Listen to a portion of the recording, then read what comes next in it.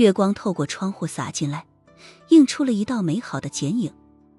深田雪乃穿着一身和服，正跪坐在着服台旁边，那精致如乳白瓷的俏脸之上，有着微微的复杂神情。他还在回想着父亲说过的那些话。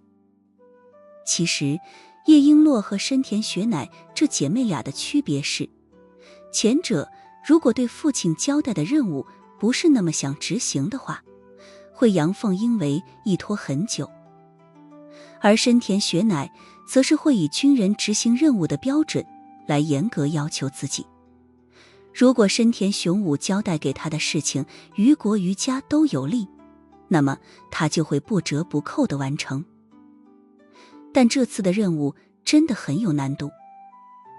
他自认为自己和苏无忌是朋友，对方还救过他的命，深田雪乃很重视这段跨国的友谊。但他也坚持认为，如果自己真的脱了衣服去色诱苏无忌的话，一定会毁了这段友情。这时候身后传来了轻轻脚步声，客房的移门被缓缓拉开，穿着贴身小背心和小短裤的中崎奈美出现在了眼前。她即便卸掉舞台上表演时的浓妆，那张脸也是出奇的清秀好看，而且那不施粉黛的五官还能透出一股极度清纯的味道来。似乎童颜巨乳这个词就是为中崎奈美量身定制的。你醒了。深田雪乃淡淡说道。中崎奈美深深地鞠了一躬，道了声谢。深田小姐，谢谢你们给我提供了一片安全的地方。他这一鞠躬，小背心的领口大开。深田雪乃看了看对方那雪白的深邃，淡淡地说了一句，这里是深田家族的庄园，不是你平时表演的舞台，你也不需要再穿这么低胸的衣服。其实要是徐小浪在这里，高低地对深田雪乃说上一句骚话，别自卑，虽然他大，但你才是极品呢。中崎奈美却仍旧保持着鞠躬的姿势。深田小姐，上次在华夏打你的那一掌，我还一直没有对你说抱歉。当时中崎奈美从弘福寺的回廊阴影里杀出，要抢夺迷雾协定的原版文件，同时把深田雪乃一掌拍飞。深田雪乃面无表情地摇了摇头，没必要道歉，毕竟我也差点直接炸死你。况且严格说来，我还得谢谢你手下留情，当时你完全可以一掌拍死我。那次经历好像还没过去多久呢，现在双方就已经因某个男人而变成了盟友，这让深田雪乃觉得有点不太真实。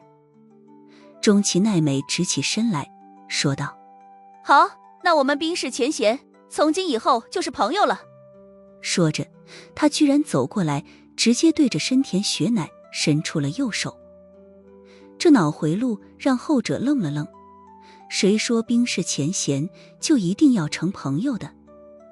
可是看着这小上忍的真诚表情，深田雪乃迟疑了一下，还是伸出了右手。好吧，对了，无忌君去哪里了？中崎奈美随后问道。去帮你对付领风组了。深田雪乃顿了顿，又忍不住地补充了一句，他对你真的很好。中崎奈美的眸光轻垂，无忌君真的是个好人，我能认识他真的很幸运。无论在甲贺流内部还是在外面，这个小上忍的姿态无时无刻都是这么低，搞得别人很想欺负他。深田雪乃忽然想起来父亲的那几句叮嘱，立刻问道，你当时支开我要和无忌说悄悄话，到底说了什么？知己知彼，百战不殆，他得搞清楚中崎奈美付出了什么代价来拉拢苏无忌。中崎奈美咬了咬嘴唇，还是说道，我请求他帮我覆灭领风组，并且脱了衣服想把自己给他。深田雪乃的眼光里闪过了一线波动，果然父亲说的没错，甲贺流在抢夺苏无忌一事上下手真是够狠啊。但凡是个正常男人，谁能抵抗得住钟其奈美这样的诱惑？那又饱又满的身材，自己同为女人，都想上手捏上2把，试试手感如何。他努力压制住心情的波动，眼眸中的碎冰似乎更多了些。然后呢？他要了。钟其奈美的眼中居然涌现出了一抹佩服，说道：不，他没要，并且制止我继续脱裙子。深田雪乃的心中瞬间一轻。哦，那就好。他也从这小商人的话语里听明白了当时的情况。对方脱了上衣，但没脱裙子。可是苏无忌看到这种核弹级别的重磅炸弹，居然还能保持冷静，这种超乎寻常的定力，实在是正人君子。连钟其奈美都失败了，深田雪乃不禁觉得自己要是选择色诱苏无忌，肯定不会成功，看来得转换策略了。当然，如果徐小浪得知了深田雪乃的想法，肯定又会整上一句：你不一样，你浑身上下那么血，还有一先天，他绝对扛不住。而这个时候，深田雪乃的手机响了起来，他立刻接通，听着那边的汇报，表情随后变得郑重起来。怎么了？看着对方的表情，钟其奈美明显有些紧张。是不是无忌京出什么事了？深田雪乃轻轻地吸了一口气，但声音之中仍旧是难言波动。他说道：领风族总部发生爆炸，少主武田风雨被炸死。一报还一报。其实深田家族方面已经认定，早晨那场震惊世界的爆炸就是出自于武田风雨之手。苏无忌这一下明显是精准的打击报复了。钟其奈美的眼眶一下子红了，他立刻紧紧抱住了面前的冰雪俏佳人，激动又感动地喊道：谢谢无忌君，谢谢无忌君。深田雪乃被2枚核弹给压得快要喘不过气来，忍不住地说道：你感谢他就感谢他，抱我干什么？不过他又转念一想，抱我总比抱他强，就这2团谁遭得住啊？与此同时，领风组正处于极大的恐慌之中。总部大楼突然发生爆炸，少主武田风雨被精准炸死。消息一传开，整个市里顿时陷入了混乱。毕竟最近风雨少主很强势，开始渐渐接管指挥权。他这么一死，众人群龙无首，起码半个领风族得陷入混乱之中。那些血冲脑门的记者居然还都纷纷往大楼里冲，甚至还抢着去采访那些落荒而逃的领风组成员，生怕落后了就抢不到第一手的新闻资源了。苏无忌的身影早就已经离开了爆炸现场，他似乎并没有欣赏自己杰作的意思。而事实上，这一次爆炸对于曾经那位在西方黑暗世界翻云覆雨的影子而言，只不过是再寻常不过的一件小事罢了。在爆炸发生的10分钟后，武田风雨身死的消息在黑暗世界的论坛上已经病毒似的扩散开了。众人都没想到，影子之危，恐怖如斯。这精准无比的报复让整个论坛又热闹了起来，相关的讨论帖纷纷刷屏，甚至已经有人开始了开盘，独领风组什么时候能覆灭。而这时候又有一个帖子发了出来，一下子把整个论坛的讨论度拉升到了最高潮。因为这个帖子的署名人竟是游侠暗影。帖子的内容很简单，只有10个东洋名字：河村四郎、伊达剑斗、中村野树、水谷龙太、朝仓永辅、有马九郎介。而在这些名字的后面，依然还是影子说过的那一行字：反恐只需要名单，不需要证据。这难道就是暗影天王上传的死亡名单吗？这简直太燃了，我简直都觉得头皮发麻了。影子第一次出手就弄死了少主武田风雨，我猜接下来的这10个名字全部都是凛风组的高层。这家伙实在是太霸气了，居然直接告诉对方我要来杀你们了。我猜这10个人已经开始想方设法的开始躲避影子的暗杀了，他们应该正在瑟瑟发抖吧。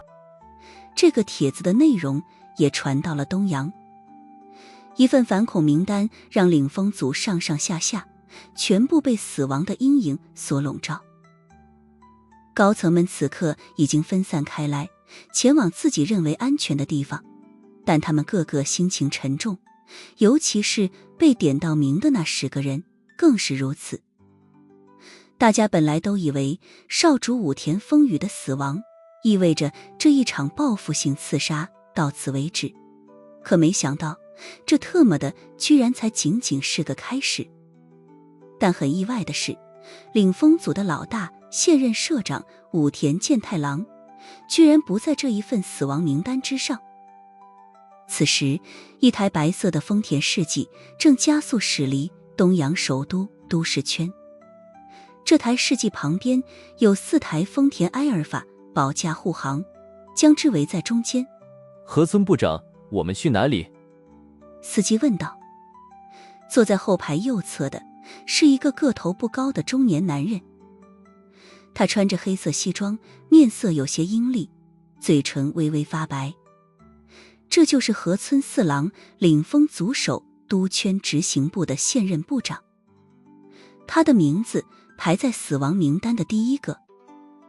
关于早晨那一场轰动世界的爆炸案，决定是武田风雨下达的，而具体的执行正是河村四郎的首都圈执行部。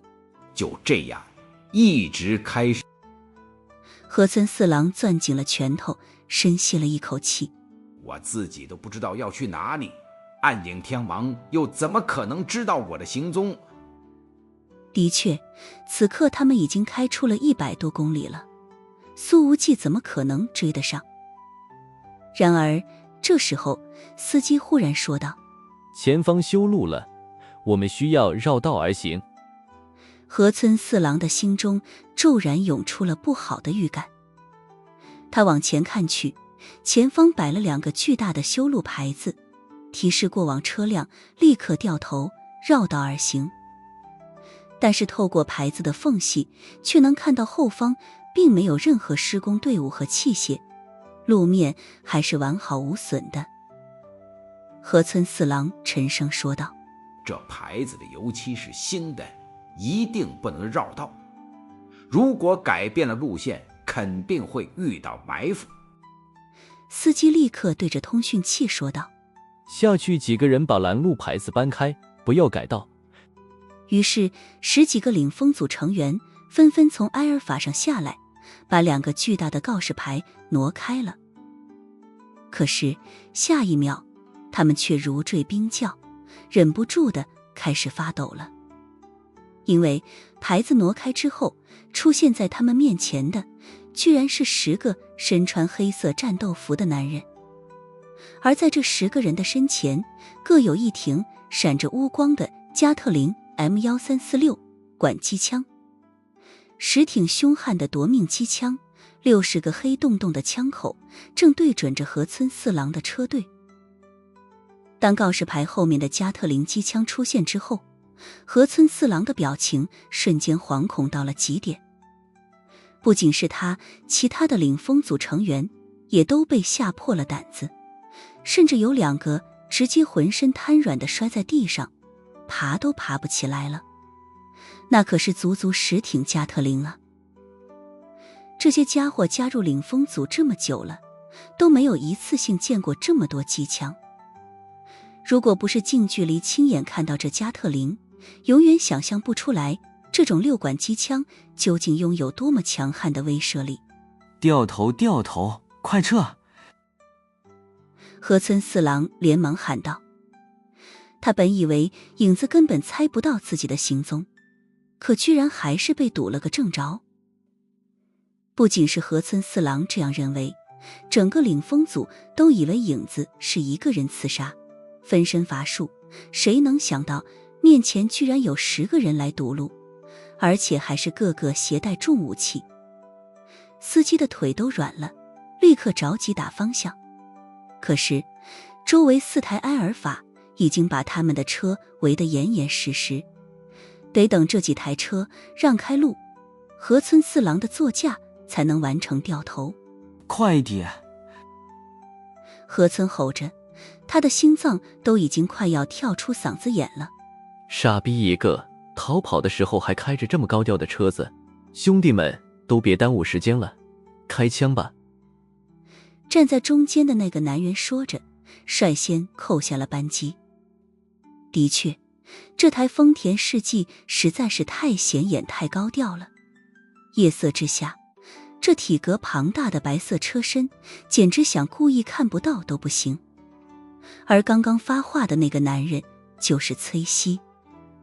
在苏无忌发出了召集令之后，他乘坐最快出发的航班，第一个到达了东洋。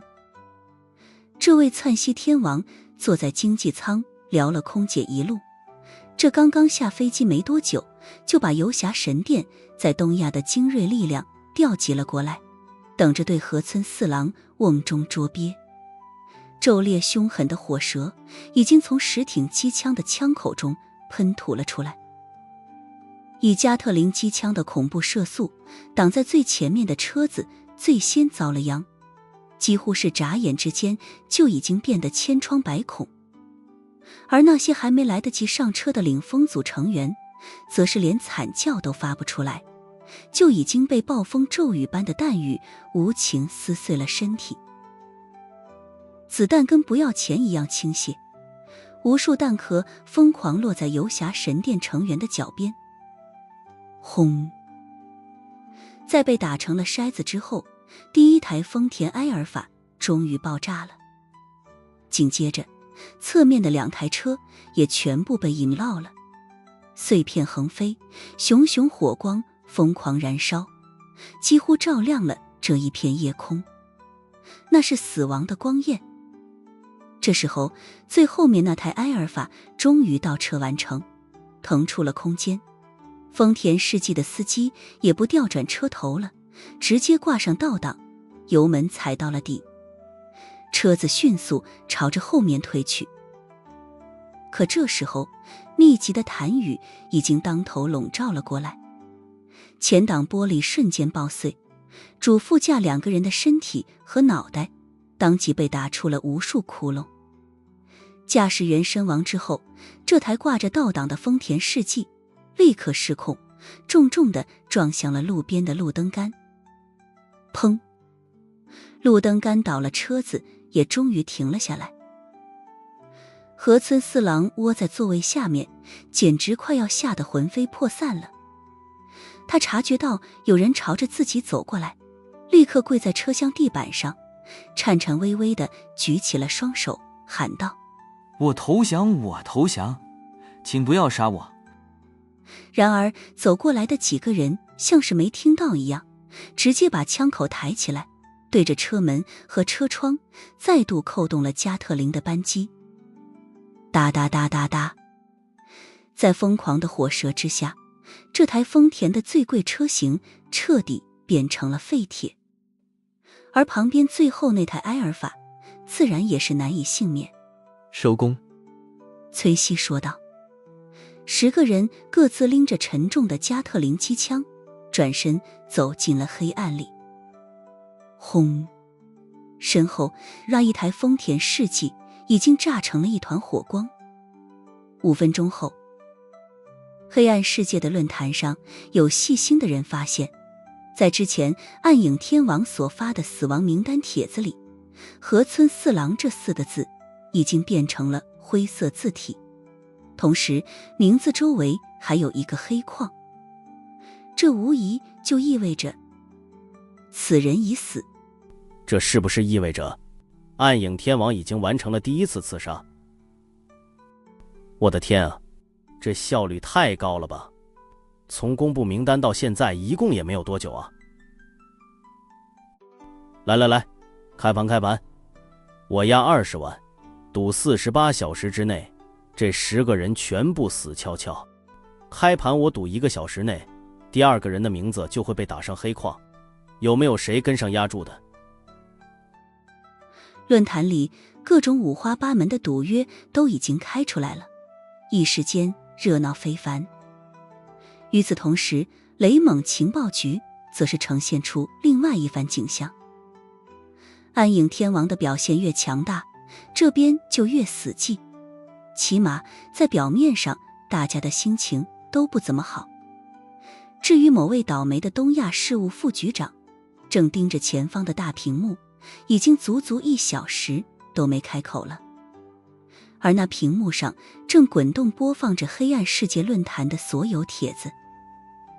这时候，豪斯终于出声了，他抬手指着大屏幕，沉声说道：给我查一查，这个48小时击杀10人的赌盘里，到底有多少人下得注，赌暗影天王能赢。一旁的技术负责人说道：一共17000多人认为暗影可以做到。豪斯重重的一拍桌子：我说的是查一下情报局内部有多少人参与下注，从这个位置发出去的所有消息都给我查。是。技术负责人应了一声，立刻开始亲自操作，心中还在吐槽着豪斯的命令不清不楚。然而豪斯这条命令一出，指挥中心里已经有人的面色开始微微发白了。这个操作其实没什么难度，5分钟后就已经得到了结果。技术负责人的面色有点发苦，他走到了豪斯身边，把一张 A4 纸递给对方，小声说道：人数比我想象的多，内部一共78人，全部押了暗影天王获胜。听到了这个数字，豪斯的身体晃了晃。光是雷蒙情报局总部的工作人员，就特么的有78人偷偷摸摸的压住了暗影。豪斯扶住桌子，才站稳了身形，他继续吼道：你们这些吃里扒外的家伙，难道就这么想要让影子带着你们赚钱吗？情报局难道没给你们发薪水吗？你们怎么不全部滚向游侠神殿？这时候，指挥中心里的很多人虽然面色微变，但还努力装出淡定的样子，佯装此事和自己无关。技术负责人说道：豪斯副局长，这次牵扯其中的人太多了，如果全部开除的话，影响实在太大了。你说的对。豪斯把手里的那张 A4 纸团成了一团，刚想扔掉，却又改了主意，而是递给了那名技术负责人，沉声说道：你当着所有人的面把这张纸给吃了。豪斯又加重了语气：听不懂话吗？我让你吃掉。技术负责人苦着脸撕下了一缕纸条，揉了揉，在嘴里艰难地嚼着。他的心中已经开始骂娘了：妈的，你豪斯自己要收买人心，毁掉名单，那你特么的自己吃啊，让我帮你吃算是怎么一回事？等着负责人把一张纸全部囫囵地咽下去，噎得直翻白眼。豪斯环视四周，才缓缓开口说道：这次暗中支持暗影的人我就不追究了，再有下次废掉手脚。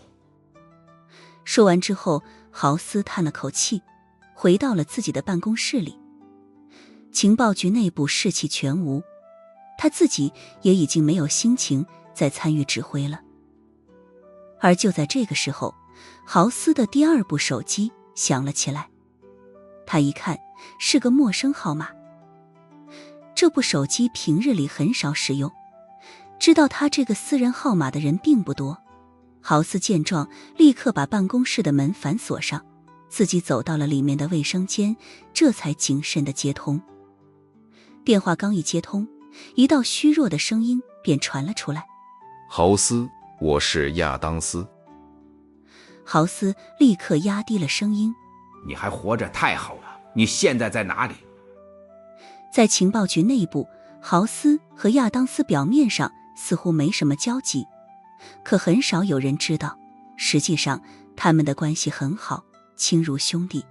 我还在东洋，你现在离开情报局，立刻亚当斯说道。我没法离开，东亚事务现在让我焦头烂额。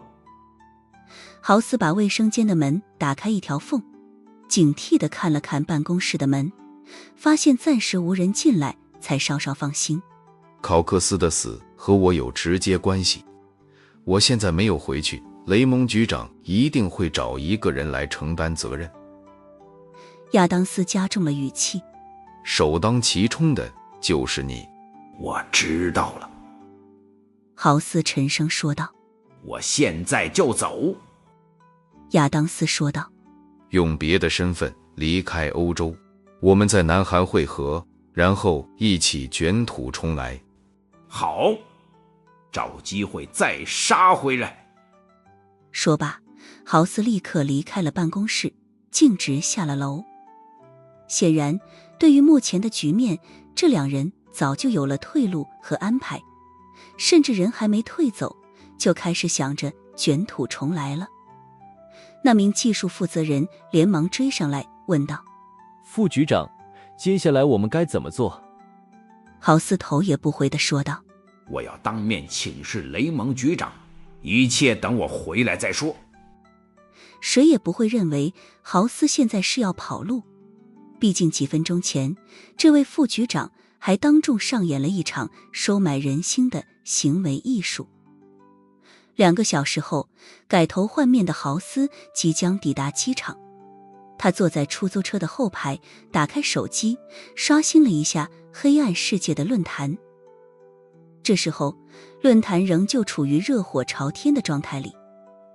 豪斯打开了那份有着死亡名单的帖子，随后眼光狠狠一凝，因为在过去的2个小时里，又有3个名字相继被打上了黑框，10人已去其4。那位暗影天王正对着领风组疯狂挥动着收割生命的死神镰刀。领风组的上上下下现在正处于无尽的惶恐之中。暗影天王的暗杀效率实在是太高了。自从河村四郎和他的10几个手下被加特林机枪扫射成了一堆烂肉之后，水谷龙太、朝仓永辅、有马九郎介这几个中高层也相继死于爆炸或是枪杀。其中这个有马九郎介就是整个爆炸案的具体执行人，就是他亲自带队前往的早餐店，甚至那高爆炸药都是这家伙搞来的。冤有头，债有主，至此人们这才真正认识到，那死亡名单上的10个人并不是随便列出来的。暗影天王在极短的时间里居然已经掌握了绝大部分的真相。10人已去其4之后，所有人都看到了苏无忌的决心，他就是要让整个领风组为早晨的100多条人命付出血的代价。而现在领风组的普通成员们已经开始祈祷，他们祈祷暗影天王最好只坚持对社团高层的定点清除，一定要精准打击，千万不要波及到他们这些社团底层。这时候，苏无忌已经回到了深田家族的庄园里，短暂休整。忙活了2天2夜，确实挺累。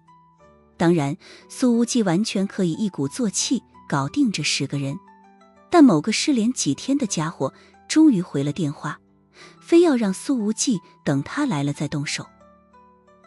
苏无忌也看到了黑暗世界论坛上的那些消息，至于自己要不要配合他们在48小时内完成对名单上10个人的击杀，完全没必要。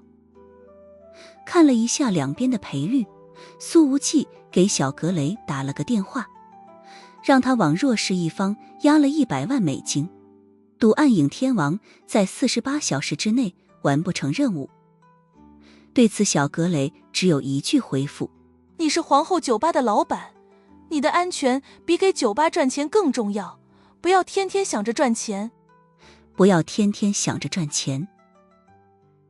看到这条回复，苏无忌顿感稀奇。小格雷，你这是吃错药了。他总觉得这小财务最近有点不太一样，好像莫名其妙地懂事了许多。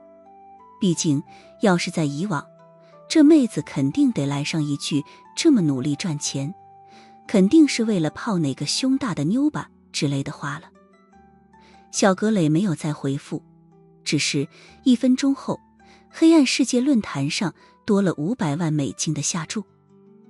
而苏无忌不知道的是，在10个小时前，小格雷已经把他从雷蒙情报局坑来的那27亿美金，转了26亿进了阿尔卑斯银行，存了1整年的定期，同时还强行问自己老爸要了个堪比高利贷额度的利息。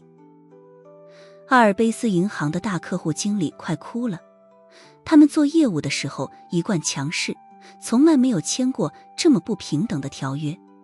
他们不知道存款人是幕后老板的大小姐，还以为这是一笔内外勾结的暗箱操作呢。已经有为人正直的客户经理开始给阿尔卑斯内审部写举报信了。苏无忌推门走进了客厅，光着脚站在榻榻米上，便看到了跪坐在前方的深田雪乃。后者见他来了，眸光一亮，立刻起身。然而深田雪乃刚要说什么的时候，一道声音从客房卧室传了出来：你回来了呀。显然中崎奈美听到了动静，立刻快步冲了出来。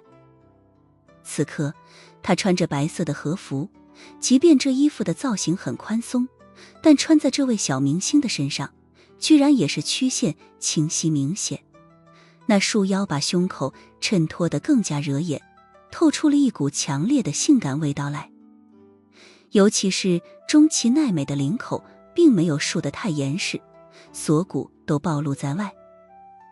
而看那些线条的走势，似乎和服的里面也没有钢圈的束缚，这穿法确实还挺传统挺古典的。也不知道是不是由于东洋在某些方面的文化输出做得特别好，让苏无忌形成了一些近乎于本能的潜意识。总之，一看到小明星这衣着打扮，他就会下意识地想起一些和温泉私汤有关的电影。是啊，我回来了。苏无忌笑着说道。然而这小波儿爸的情绪奔涌，似乎根本不在意旁边还有一个漂亮姑娘。他直接跳到苏无忌的跟前，张开双臂，下一步就双脚离地，扑到了他的身上了。于是深田雪乃之前体会到的压力与窒息，这次轮到苏无忌来好好体会一番了。你这行，你这……苏无忌着实有点无奈，本能地搂住了中崎奈美的腰。后者紧紧搂着他的脖子，说道：无忌君，谢谢你为我做了那么多。告也不是全为了你。苏无忌觉得呼吸开始不畅了，说道：那什么，咱们要不要下来说话？中崎奈美似乎是没听见苏无忌的话一样，她仍旧双脚离地，地抱着对方。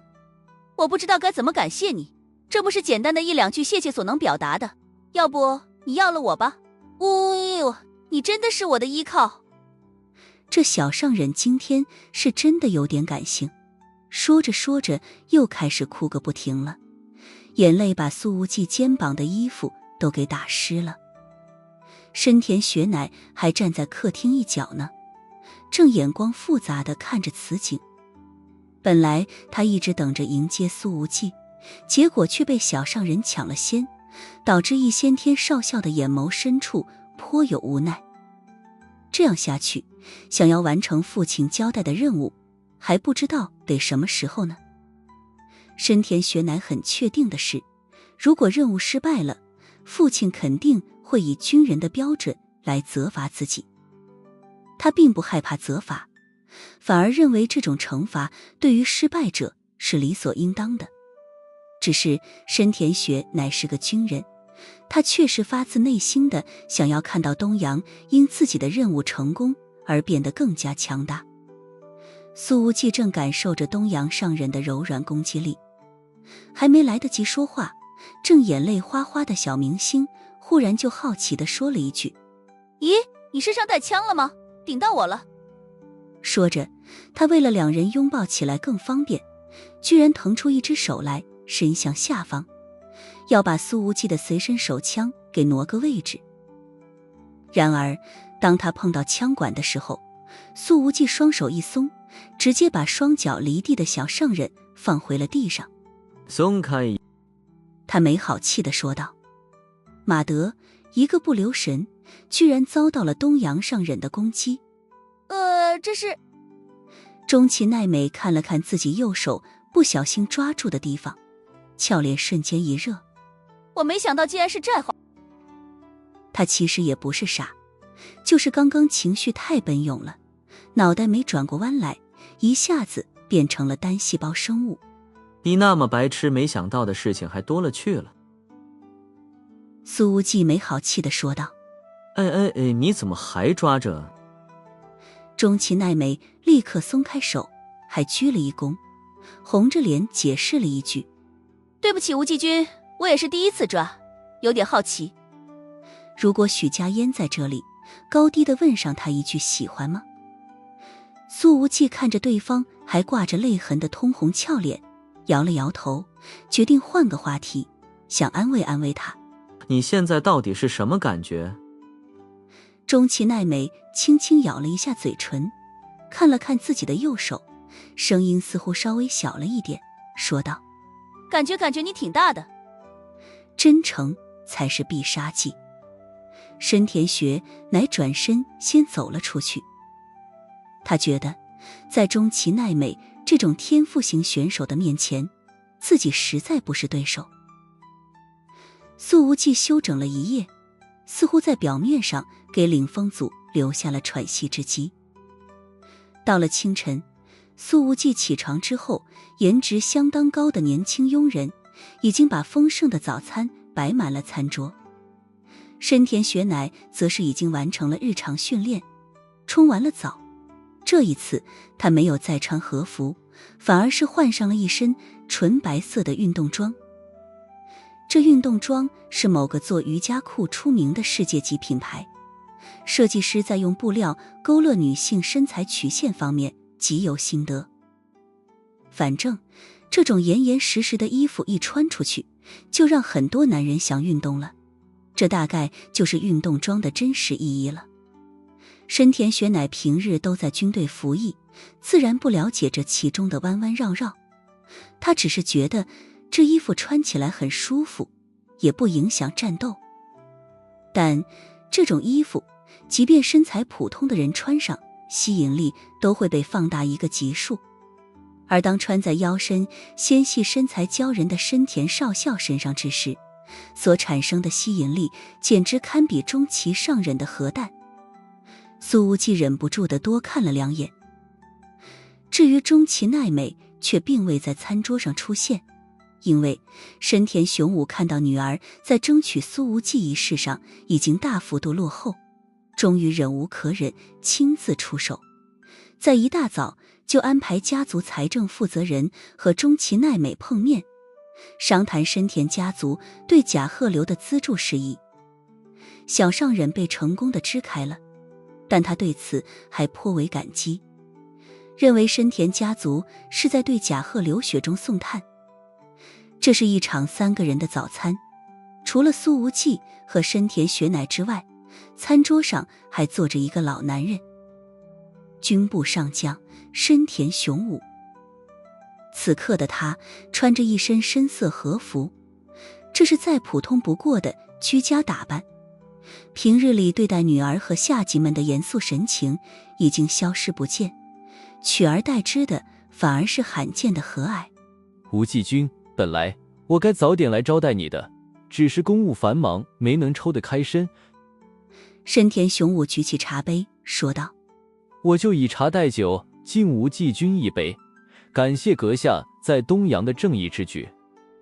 苏无忌举杯碰了碰：嗨，深田上将客气了，这都是我应该做的，不值一提。更何况深田家族也给我提供了不少帮助，如果没有雪乃的支援，我前天晚上都不能顺利脱身。听了这话，深田雄武看了女儿一眼，脸上的笑容明显浓郁了一些。雪乃尚未婚配，甚至从未谈过恋爱，计界讨无。苏无忌：人嘛，这哪跟哪啊？深田雄武并不在意自己的话有没有逻辑关系，他只是把这个消息特地透露给苏无忌就足够了。深田雪乃则是微微垂着眼帘，看着桌面没有吭声。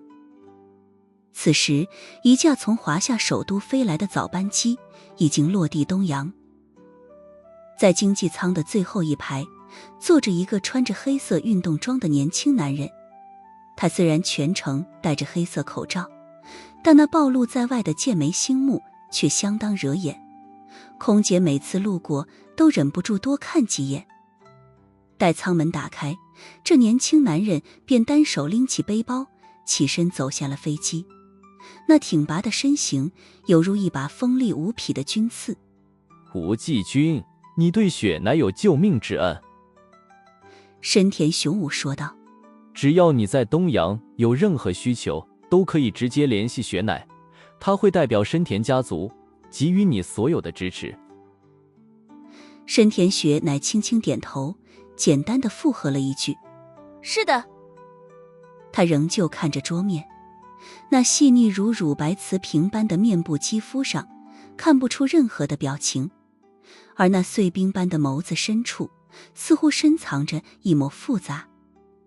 苏无忌看了一眼易先天的神情，又看了看深田雄武，笑了一下说道：深田将军，上次在华夏在调查局对面的酒店里，璎珞对我做出的那些事情是出自于你的授意吧？听了这句话，深田雄武一下子愣了，这也太开门见山了。吴季君，你说的是什么意思？深田雄武微微笑了一下：我听璎珞说过，他和你早就认识，对你人品的评价极高，但他并没细说过和你之间发生过什么事情。深田雪乃扭头看着撒谎时候面不改色的父亲，眸光微动，随后转回来，小口地喝了一口牛奶。苏无忌说道：深田将军。然而他的话还未说完就被打断。无忌，叫我深田叔叔便好，以职务相称，总显得咱们的关系不够亲近。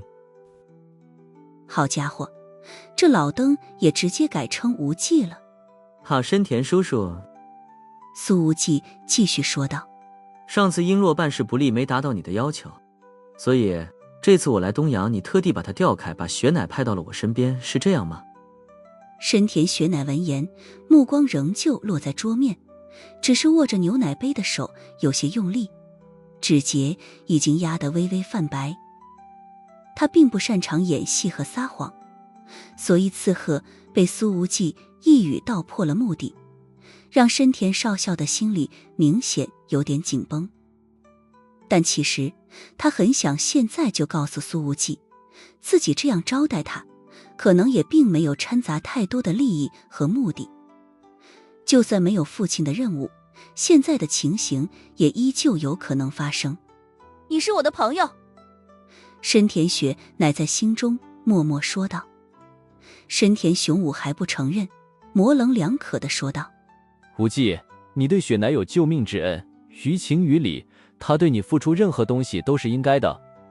苏无忌忽然说道：雪乃真的很漂亮，保守地说，在我所见过的东洋女人里，她的颜值能排前5名。其实除了电影里那些穿上衣服就认不出来的女明星们，苏无忌现实生活中一共也没见过几个东洋妹子。深田雪乃的手指微微一抖，有点摸不准苏无忌要做什么，但对方这么夸了自己一句，还是让他的心情本能的有些愉悦与轻松。其实深田雪乃并没有考虑过，如果父亲让他对一个嘴歪眼斜的丑男刻意拉近关系，他还会不会愿意去无条件的执行任务？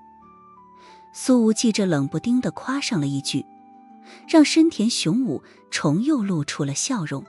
确实，雪乃一大半的颜值遗传了我，另一小半遗传了他的母亲。苏无忌看了看对面老男人的那张脸，道：深田叔叔说反了吧？啊哈哈。深田雄武干笑了2声。无忌也很帅啊，和雪乃郎才女貌，十分般配。深田雪乃的眸光再度垂到了桌面上，耳垂有些微微的发热了。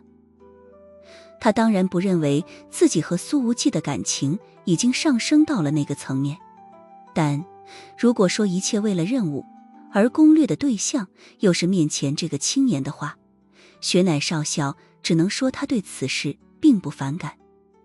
苏无忌却摇了摇头，说道：深田叔叔，无论是璎珞还是雪乃都是您的女儿，但她们更是成熟独立的个体，有着自己的思想意识。此言一出，深田雪乃的眸光微微一颤，那眼湖中的碎冰似乎已经悄然融化，似乎有小石子落入了湖面，已有淡淡的涟漪向外晕开。深田雄武的眉毛一挑：无忌，以我们之间的关系，你有话不妨直说。苏无忌很认真地说道：深田叔叔，我想请您尊重一下女儿的想法，他们是有着自己情感的成年人，不该成为拉拢关系和联络利益的工具。闻言，深田雪乃的眼波再度狠狠一颤，皱起波澜。苏无忌举起了茶杯，说道：我说的有些直白，言尽于此，我敬您一杯。说着，他一饮而尽。深田雄武终究没有再掩饰自己的目的，他微笑着说道：是我浅薄了，活了这一把年纪，居然走进了这种误区里，还好被无忌你这个年轻人点醒了，该我敬你一杯才是。随后他亲自给苏无忌续满了茶水，又跟对方碰了一下杯子，道：无忌，如果不是因为我心中还存了某些不切实际的幻想，我真的想和你以兄弟相称，敬你。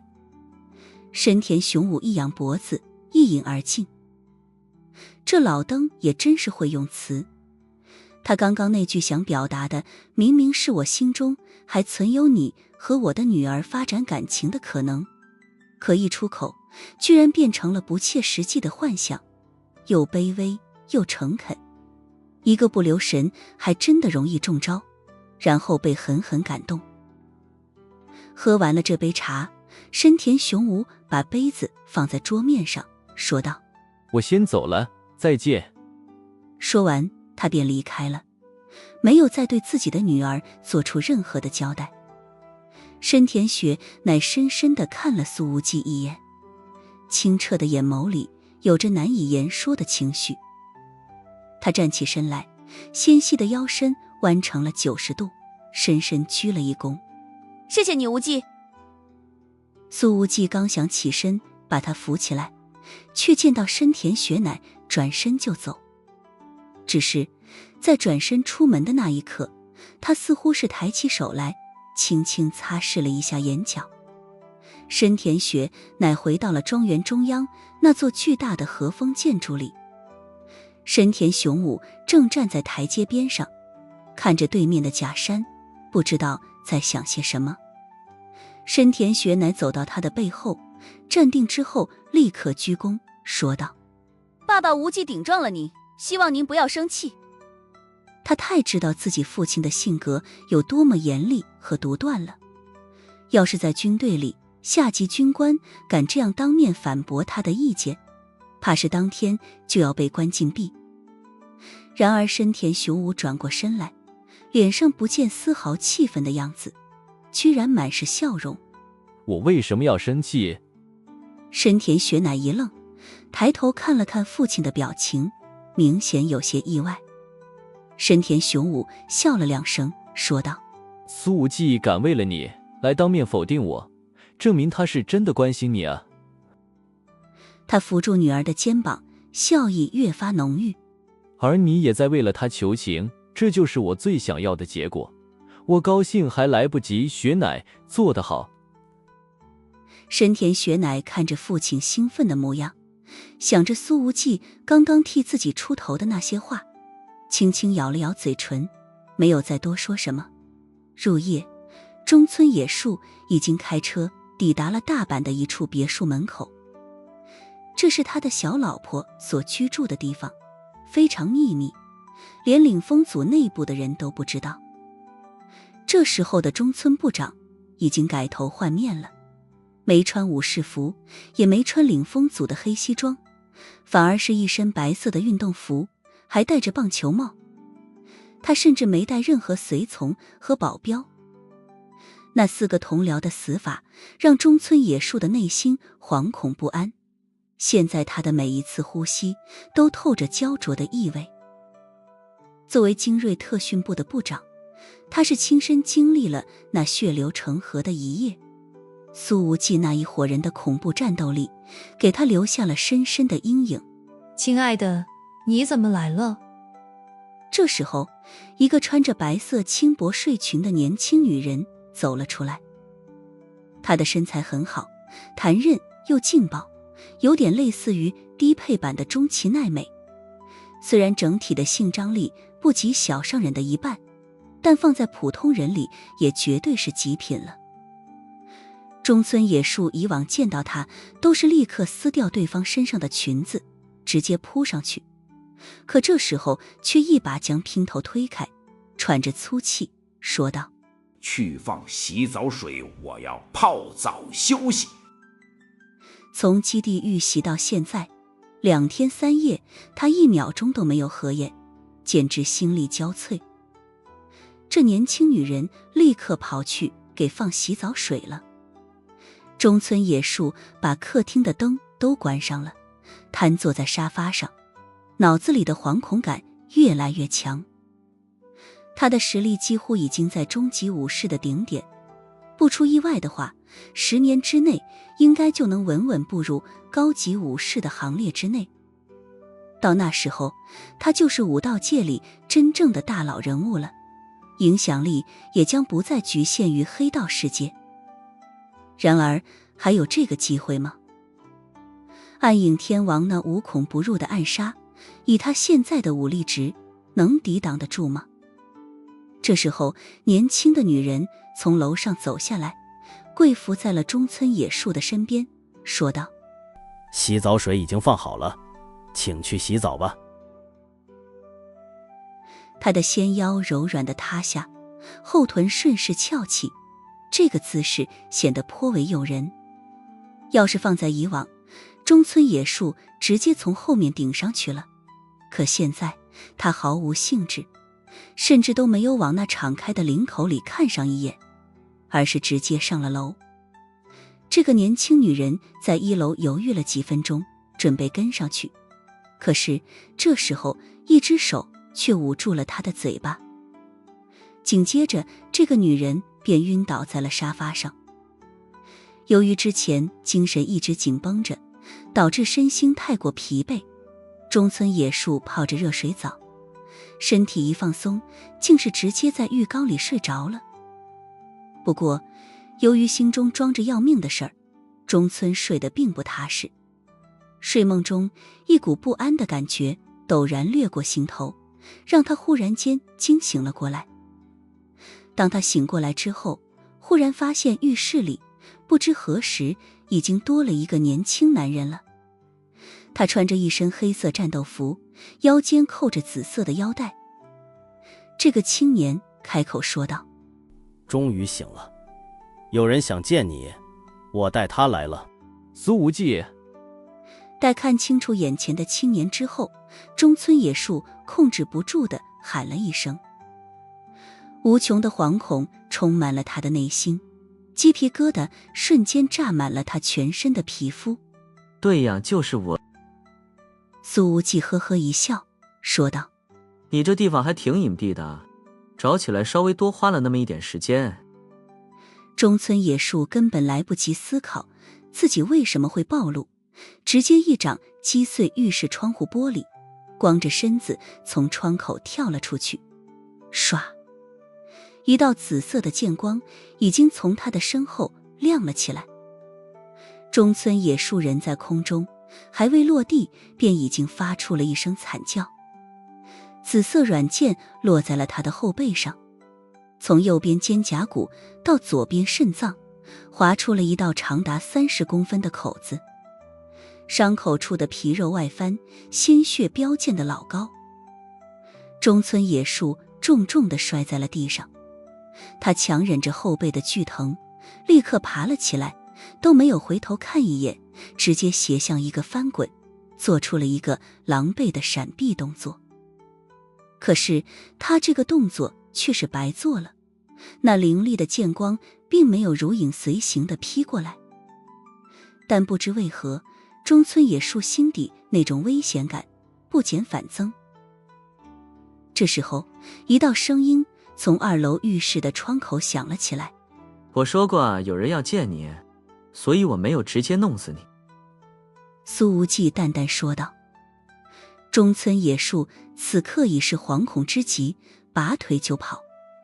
他知道，以自己的实力，在赤手空拳的状态下，想要从苏无忌的剑光下顺利逃生，可能性并不大。可他总不能束手待毙。苏无忌就坐在窗台上，笑呵呵地看着中村野树逃跑，连半点追击的意思都没有。然而就在中村野树腾身而起，即将翻出院墙的时候，一道挺拔的身影忽然在院外出现，仿若闪现。下一秒，这身影便是凌空而起，狠狠一脚踹在了中村野树的胸口。这看似极为简单的一脚，让中村野树完全躲不开，挡不住。砰！一片鲜血和皮肉直接在他的胸口之上炸开。中村野树当场被踹回了院子里，身体结结实实地撞在了别墅的墙上。对方这一脚所蕴含的力道实在是太强了，加之东洋的建筑本来就不算多么坚固，客厅墙壁陡然间被撞出了一个大窟窿，烟尘弥漫。中村野树重重地摔进了客厅，而那个身影也紧跟着跃入了院子中，双脚落地，几乎没发出任何的声音。他淡淡说道：“中村野树，我这一脚没要你的命，你还能走路？给我出来！”中村野树倒在地上，吐了一大口血。他感觉到自己的整个胸腔内外皆是火辣辣的。他确定自己的肺部绝对受到了重创，每一次呼吸都有种无数锋利小刀在落至气管的感觉。而他胸口表面已经是血肉模糊了。对方这一脚之下，让中村野树的乳头都不知道被气浪炸到什么地方去了。深深地吸了口气，这位精锐特训部的部长艰难地爬了起来。他知道自己难逃死劫，眼睛里已然充满着骇然和绝望。自己好歹也是中级武士里的顶层战力了，可是那个突然冒出来的男人只是轻轻松松的一脚而已，就让自己有种被彻底锁定的感觉，挡也挡不住，躲也躲不开。中村野树很确定的是，即便是领风组内部的那几个高级武士，也从来没有给自己带来过类似的强大压力。他摇摇晃晃地走了出来，每走一步都要咳嗽几声。此时中村野树已经看清楚了，站在院子中央的是一个20多岁的年轻男人，身形匀称又挺拔，整个人的气质明显透着锐利。你是谁？中村野树问道。苏无忌终于从2楼的浴室窗口跳了下来，他拍了拍手，站到了那个年轻男人的身边，说道：“我哥非要让我等他来，不然你刚刚在浴缸里的时候就已经被我抹了脖子了。”你哥又是你哥。中村野树简直感觉自己整个人都不好了。前一天的晚上，在秘密基地里出现的无敌刀客，就是这个暗影天王的哥哥。可现在，他又来了一个哥哥。这家伙有多少哥哥？怎么每一个都特么的这么厉害？这一家子是要组团来横扫东洋的吗？拿哥哥来欺负我，算什么本事？你特么的，怎么不把你爸喊来啊？有种把你爸喊来，跟我单挑阿草。苏无忌用下巴示意了一下，说道：“哥就是这家伙当时把刀放在邓叔叔的膝盖上，口口声声的说要砍了他的腿。”当时考克斯和中村野树用邓红宇来威胁苏无忌，都被他一笔笔的记着呢。而这些细节都被他全部说给了自己的另外一个老哥苏安邦，华夏目前现役的最年轻上校。在苏安邦的少年时期，邓红宇曾经救过他的命。这几年来，在执行任务之余，苏安邦从来没有停止过寻找对方，只是一直都没有消息。没想到邓叔叔居然被你们领风族给抓走了。苏安邦说道：“看来去年在非洲，我对你们下手还是太温柔了点。”听到苏安邦提起这件事情，中村野树的脸上涌现出了无穷的惊恐。去年非洲的事情，你还熬？你怎么知道这件事？你到底是谁？去年，领风组旗下的贸易公司往非洲运送了一批东洋军火，可是也不知道究竟是走漏了消息，还是巧合撞见，他们和一个华夏特种兵打了一场遭遇战，对方就区区一个人而已。而领风组这边由武士和雇佣兵所组成的押送军火的队伍，足足300多号人。那个华夏特种兵简直像是鬼魅一样，纠缠了他们3天，严重影响了这支队伍的行进速度。3天之后，押送军火的队伍从300人减员到了只剩40人。这40人已经无法再完成押送任务了，仓皇而逃。而那一批数量不小的军火不得不直接丢在原地，拱手让人，领风组为此损失惨重。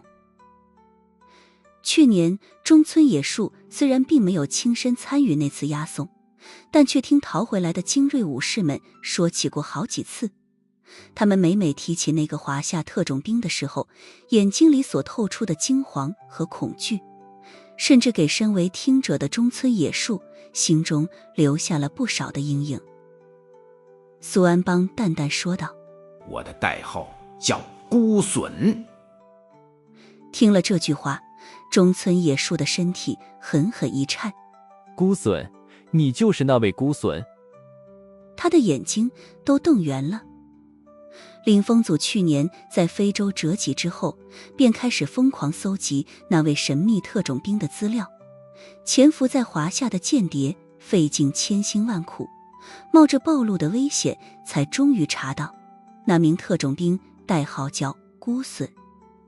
由于对方的保密级别实在太高，除了一个代号之外，领风组再也没找到任何与孤隼有关的信息。可中村野树又怎么会想到，那位强大的年轻兵王居然出现在了自己的面前？领风组内所有折磨过苍羽的人，我都不会放过。苏安邦淡淡说了一句，随后陡然一步上前，小腿如钢鞭般一甩，脚尖狠狠踢在了中村野树的腹部。后者根本无法躲开，腹部狠狠地挨了这一下，被踢得从院子这边滚到另外一头，身体在草地上犁出了深深的一道沟。他感觉自己的腹部剧烈翻涌，里面的所有脏器都剧痛到好似要炸开。领风组是怎么抓住苍宇的，一共有多少人折磨过他，全部交代出来，我就给你一个痛快。苏安邦的声音清冷到没有一丝温度，一如还未激发的子弹表面。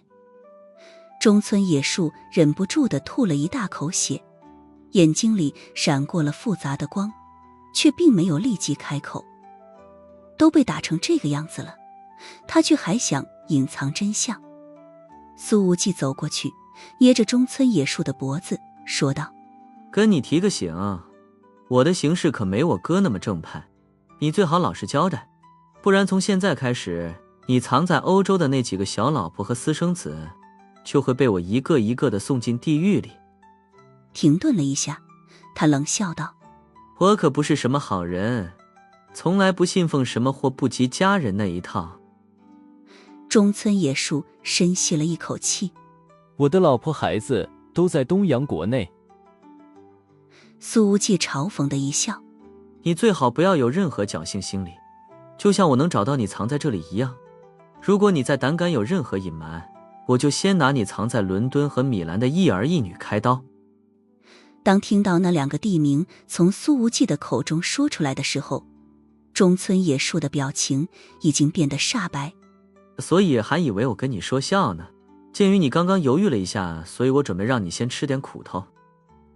说着，苏无忌手中的紫色软剑犹如毒蛇吐信一般缠上了中村野树的膝盖。随后苏无忌猛地一拉，剑身陡然收紧。中村野树发出了一声惨叫，痛得浑身都在战栗，因为他整条小腿的所有皮肉全部被这环形的一剑给切割了下来，从膝盖到脚踝只剩下一根血淋淋的骨头了。苏无忌说道：中村自己受苦总比儿女们受苦强。中村野树哭喊道：我说求求你放过他们。苏安邦在旁边看着此景笑了一下：无忌，你逼供的时候确实比我下手稍微重了一点。老哥，你这说的也太委婉了，主要你还得顾及一下自己的身份，像我就无所谓了，动起手来无所顾忌。